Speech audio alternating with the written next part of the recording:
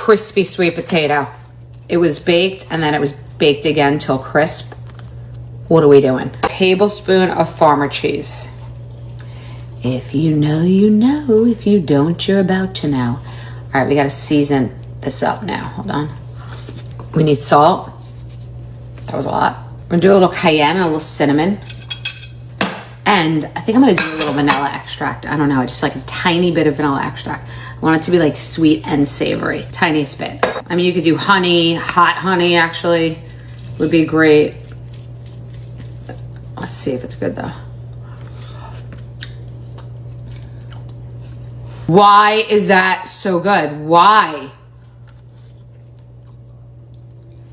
Don't do anything different. Just do what I did. What in the actual... Oh my God. It's like a dessert. Like a cake, but also savory. Oh my God, that is sickening. Like Thanksgiving cannot come soon enough. What the fuck was that? Somebody check on cottage cheese. Outfit to just walk around in Southampton with my daughter. Okay, I love this. This is like sweats without being sweats. It's splendid, and it's also splendid. Then I've got wedge. I've got bag. I've got Amazon glasses. And then this, I have to show you, this is gorgeous. This charm necklace, let me go get the designer. Adina Raytar, and it shows that it's fine jewelry. Like you can tell the difference. These are from my mom. Well, actually, this is from my mom. I think that this is just a band. And then this is Ring Concierge. This is Electric Picks. This is Jackie Aish. This is Electric Picks. These, I think, might be lab grown. I don't remember. Okay, bye. My hair is the Shark tool. Took 5 minutes. So proud of myself. My makeup is nished. Hate about the Lauren Sanchez, Jeff Bezos wedding. I think it's like a reach for there to be protests about a city that has an onslaught of tourists every year. It's an old city, and I do validate that.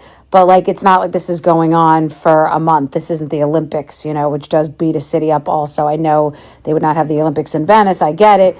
But I just think people are just aggravated because people are aggravated with, I guess, vulgar wealth and with celebrity. And this wedding did not do the dislike of celebrity culture in 2025 any favors. But I think a lot about the people that society puts up on pedestals, and if you're mad at Oprah or the Kardashians or all of these extraordinarily wealthy people for just being wealthy, then like you got to think twice about yourself. I don't know why people are holding other people to this standard that they've assigned to them. Like, just because you bought Kim Kardashian's Skims, or because you watched Oprah, or because you buy Tommy Hilfiger or went to, you know, Tom Brady games, who's a legend, like, doesn't mean that they have to do what you would want them to do or wear what you would want them to wear, you know? And billionaires are honey badgers. They don't give a fuck. Why? Because when you reach a certain period of wealth, for many people, nobody has anything you want. So you want to have a wedding that is a $50 million spectacle and invite all kinds of famous people because it's your body, your Amazon studio, your choice. Go with God.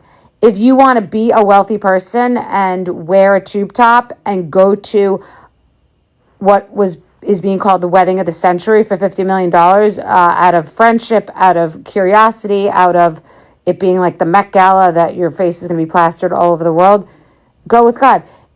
People should not assign what they want other people to do on them because you didn't sign a contract with them. Nobody that you have supported in making them a billionaire did you sign a contract with saying, okay, if I buy your lip gloss or your tops or your music, just make sure that one day you're not going to a $50 million wedding that we don't agree with. And by the way, you all would have gone to the wedding anyway, like if you were invited. So it's kind of like a circular reference of everyone's got to do what the fuck they want. You don't have to like it. You don't have to like what they did, what she wore, who went. You don't have to like what it means, but you don't get to assign how to spend other people's money. like, oh, they shouldn't have a boat like that because they should be doing charity. Like, they didn't agree to do. They do charity, but they didn't agree to do what you want them to do. So we got to talk more about the Lauren Sanchez, Jeff Bezos wedding. Okay, so what's interesting is that like they